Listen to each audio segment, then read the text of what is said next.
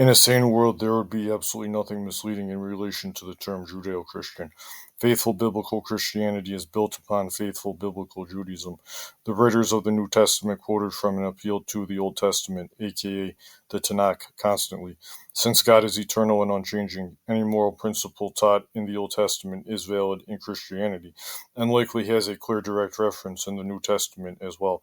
It is right to see the command to not murder, as well as any other righteous moral principle, as being consistent with both biblical Judaism and biblical Christianity, with the exception of the change regarding ceremonial requirements now due to Christ's finished sin offering on the cross and the resulting installment of the operation of his high priesthood in heaven, which has superseded the Levitical priesthood. The practical means of walking by faith in the light of God's word have not changed at all in terms of how a Jew was to live in the times of the Old Testament and in terms of how a Christian ought to live now.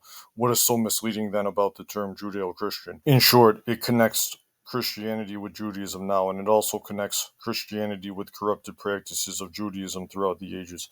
Consider if a natural Jewish person turns to Jesus Christ, they are going into alignment with the faithful Judaism of the Old Testament. Yet when an ethnically Jewish person turns to Jesus Christ, though they are coming to align with the faithful Judaism of the Old Testament, they are simultaneously going against the corrupted Judaism which was being expressed by some well before Christ came, and which defines Judaism today.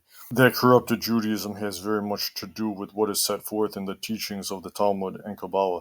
These teachings contain a multitude of wicked, ungodly, and blasphemous things, even basically calling natural Gentiles beasts meant to serve the natural Jews, saying some blatantly horrifying things against Jesus Christ, and saying many, many other things out of line with the Old Testament.